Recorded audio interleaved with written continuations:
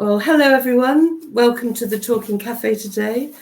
I'm Caroline Corf. I'm the community agent for CCS, the Community Council for Somerset in Taunton Deane.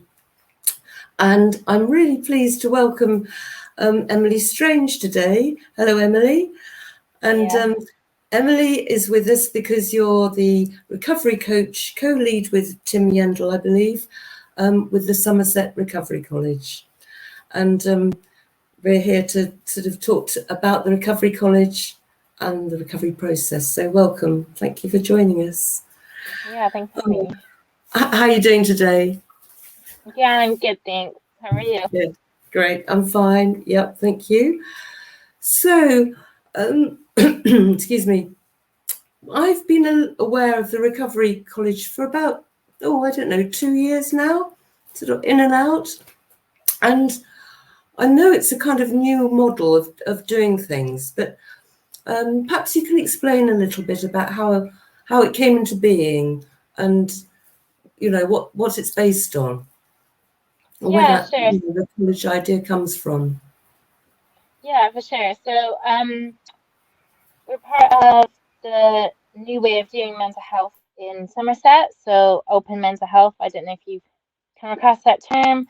So, so we're very much focused around the community. So, involving community in our approach to mental health recovery, offering courses for people through the community, in the community.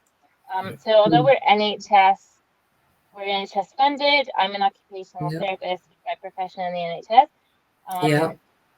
So very much, sit within the mental health services, but also realizing that mental health is something that affects everyone in the community, and everyone's an asset, is what we always say. So we definitely, we want everyone involved, regardless of where they are with mental health services or definitely. So if they're supporting somebody, or they might be a clinician who wants to know a bit more, or definitely.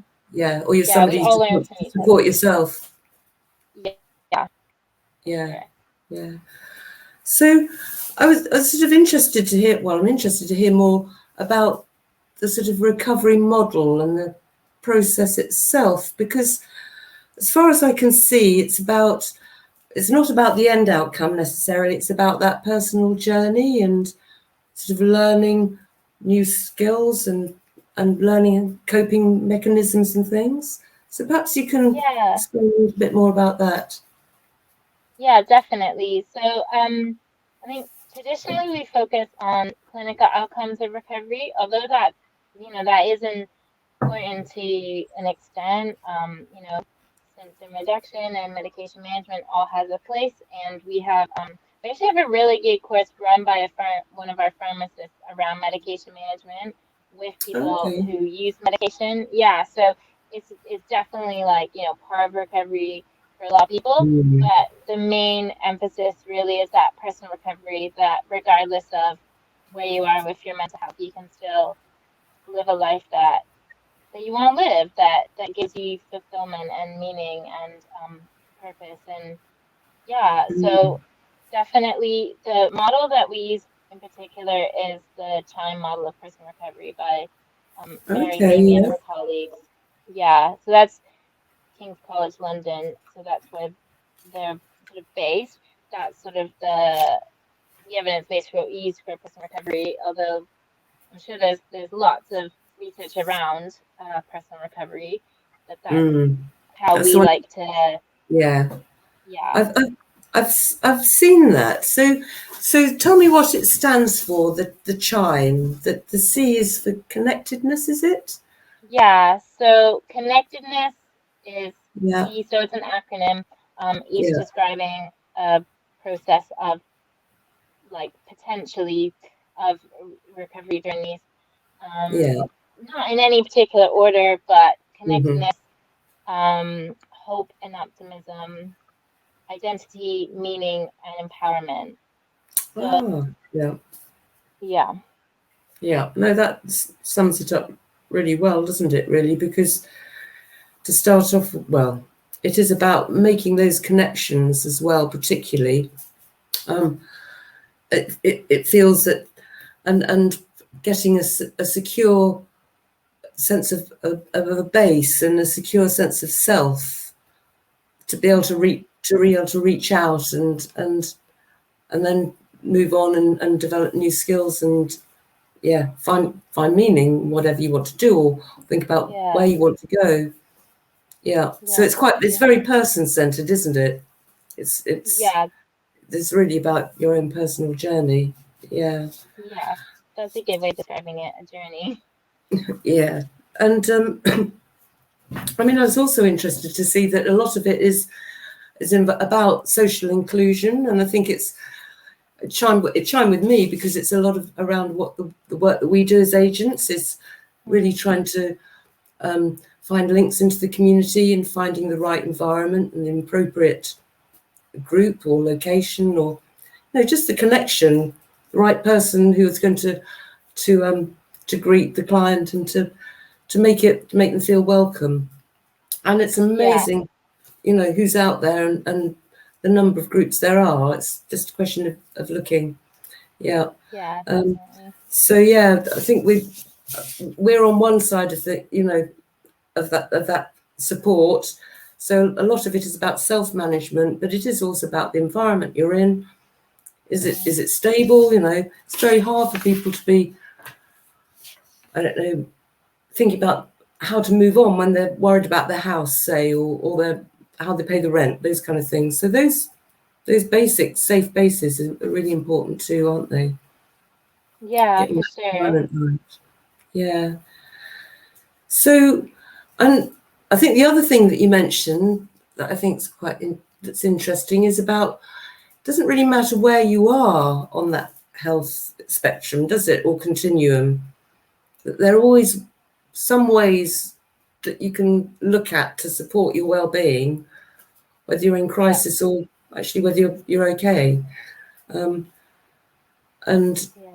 they seem to, the things that they recommend through this model seem to tie up with the ways to well-being recommended by the NHS, which is about sharing and giving and learning, being physically active and eating well, those kind of things.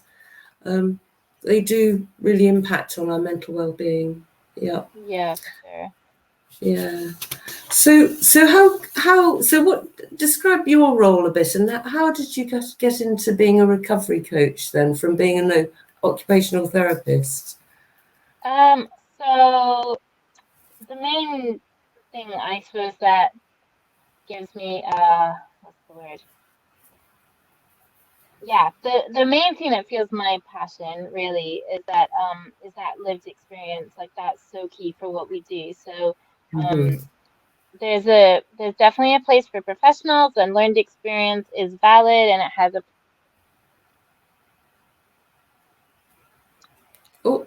definitely.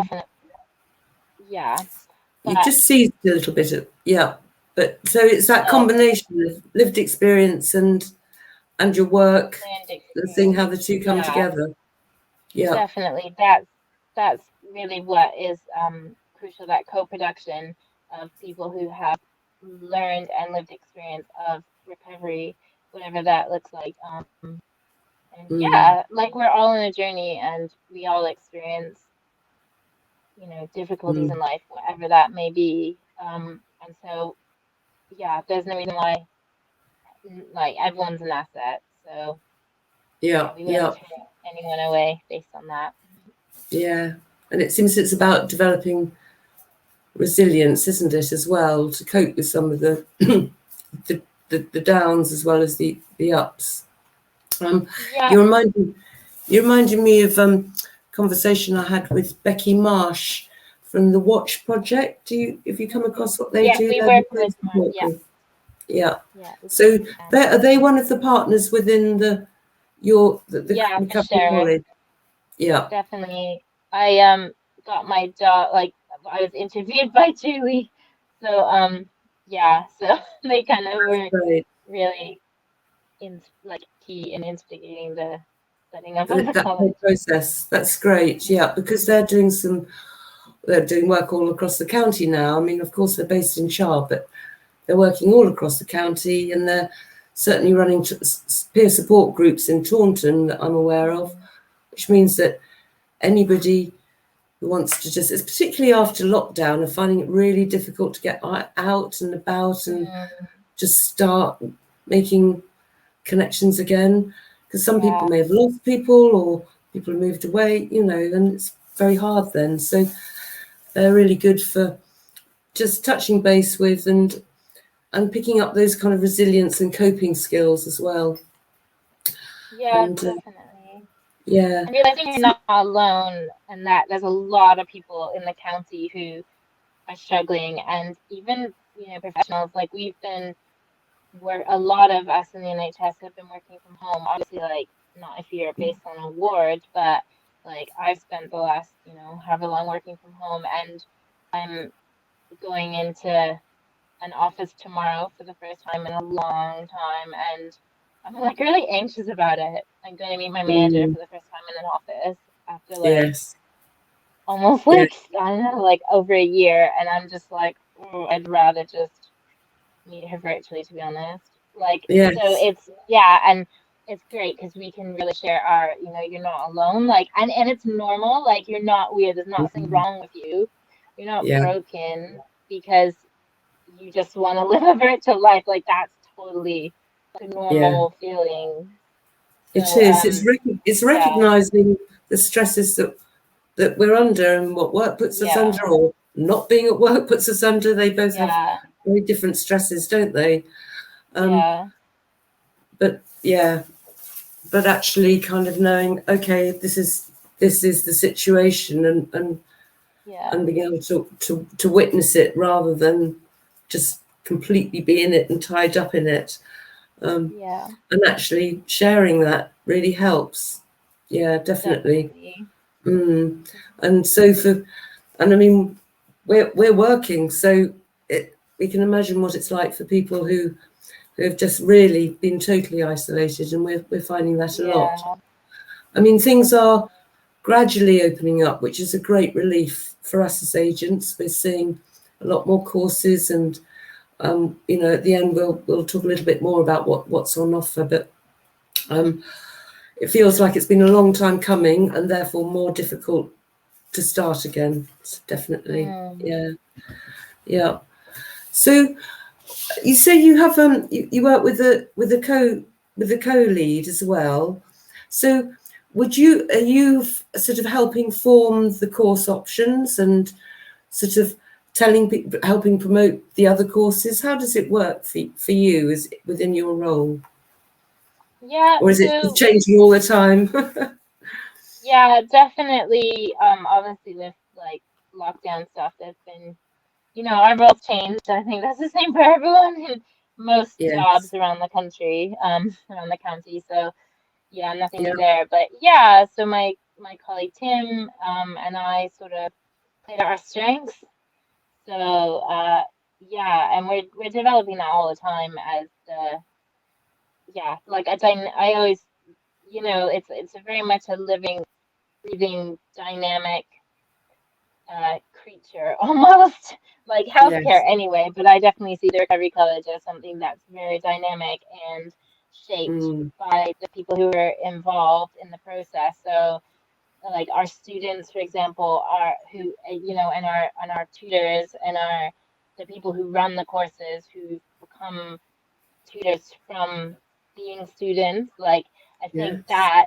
is that's the real key. That's why we're not static. We're very much dynamic because it's about what the person who's been a student and is bringing to it, and then becomes a tutor and is leading their own course with stuff that's helped them in their Mm, recovery journey. So like, yeah, my role and Tim's role is really to support the tutors to deliver the courses. I right. deliver Yeah. some, Tim does some, like based on our interests. Um, and that's helped us in our recovery, but with the co-production from Mm, students, who are then tutors. But definitely, I think the real key point is that we can't do it without the tutors who are themselves, experienced experts in the field of mental health because of their own lived experience, their own Yeah. journeys. Yeah, and I learned so That's much really, from them.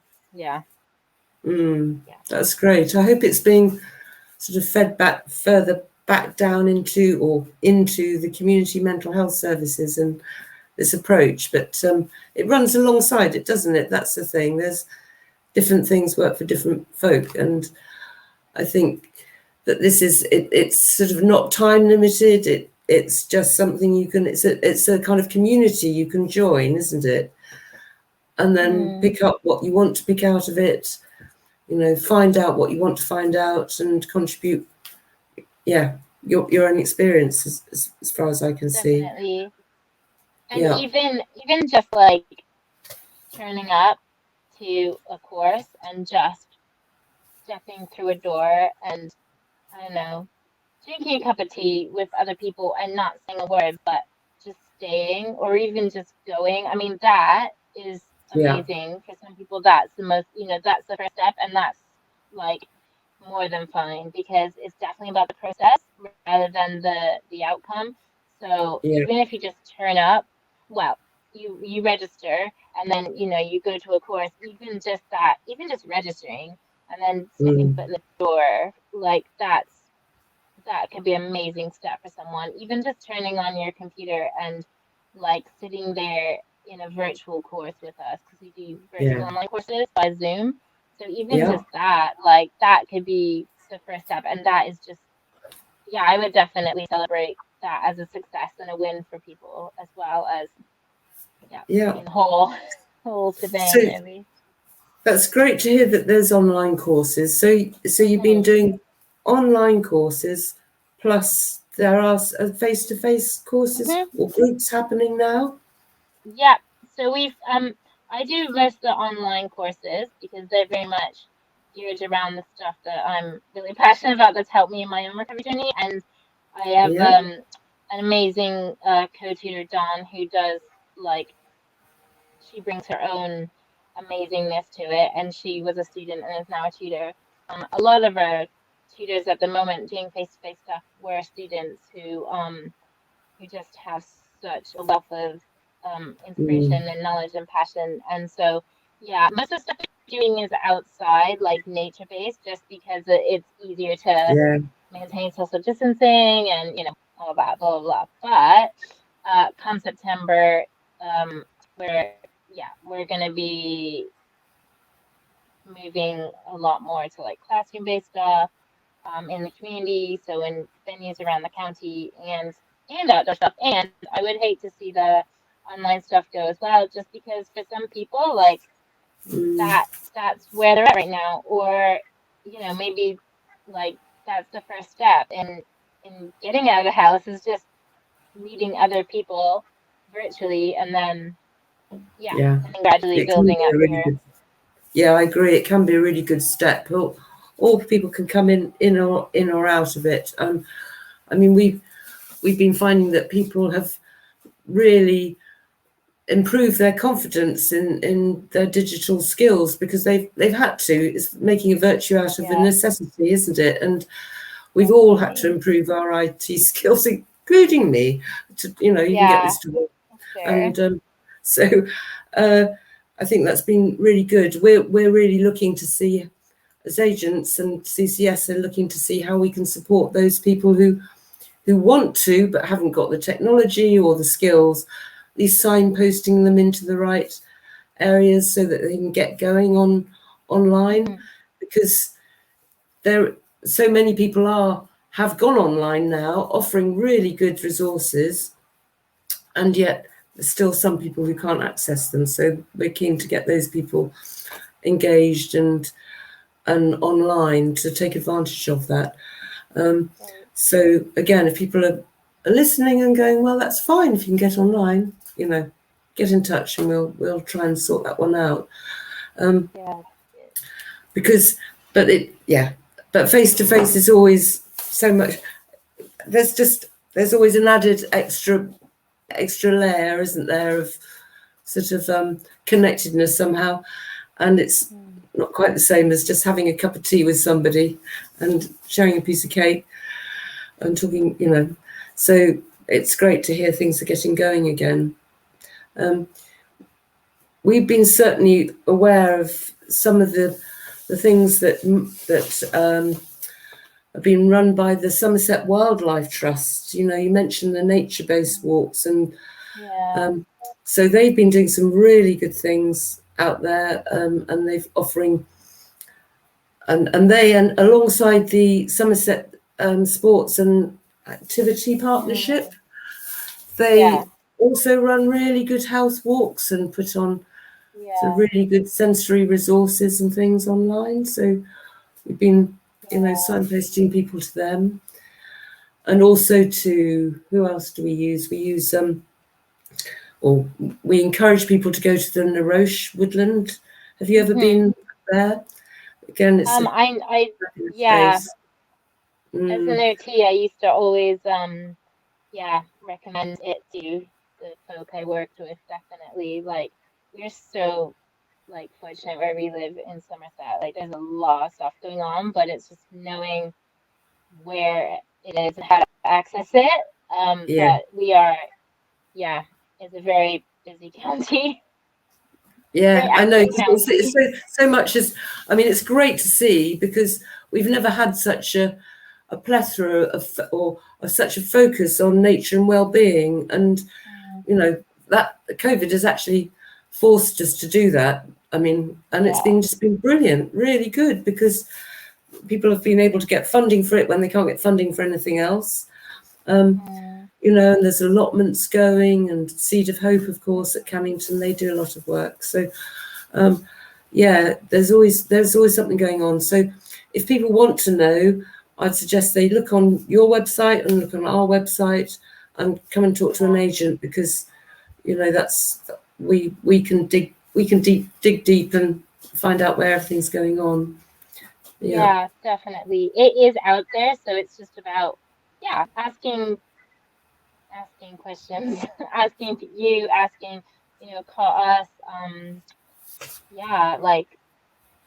Just don't. Yeah, you don't have to. You're not alone, basically. There's a lot out there, and there's a lot of people who want to meet you. Like, not you. Yeah. I'm sure they want to meet you, but they want to meet whoever is watching, because and also, I don't think we should discount just actually being mindful and being alone and going for a walk, and taking care of oneself is primary care, which is very hard for carers. There's so many carers out there who find it really difficult to just get that space for themselves. So again, we can come in as agents and try and support some sort of sitting service, or just to help them get some little bit of a break, so they too can kind of recharge, because that's what it's, a lot of it's about, isn't it, when you're under a lot of stress for whatever reason. Yeah, for sure. Like, carers are so welcome to join us. Just in their own right. You have to come and join us, for sure. Yeah, great, good. Okay, is there anything else that you'd like to mention, or that we feel we haven't covered from your point of view?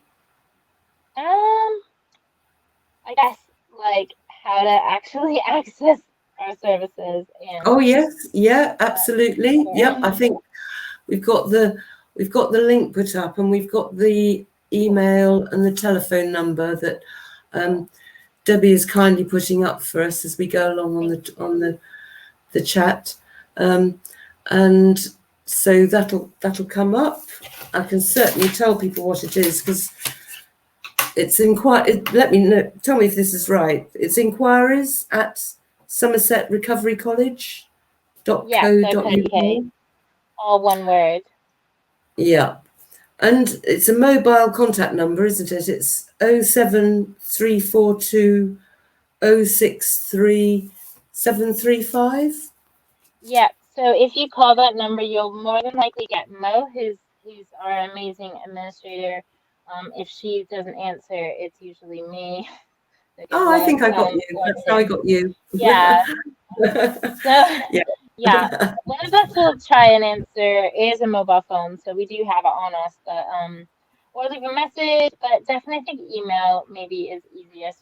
And yeah, I mean, if in doubt, just call us. If you know, if any of the Yeah. process you think, oh, I just want to talk to someone about it, then call us. So we're not therapeutic or clinical or like crisis. So don't call us in a crisis. Like call my line or Mm. Samaritans, but definitely if you want to know more about the recovery college, then contact us.